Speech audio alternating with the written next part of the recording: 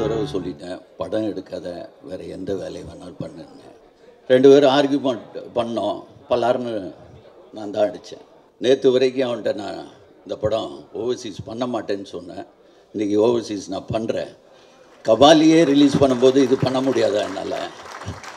So படம் எடுக்கிறவன் முதல்ல industry என்னன்னு தெரிஞ்சுக்கணும், சினிமா எப்படி இருக்குன்னு தெரிஞ்சுக்கணும்.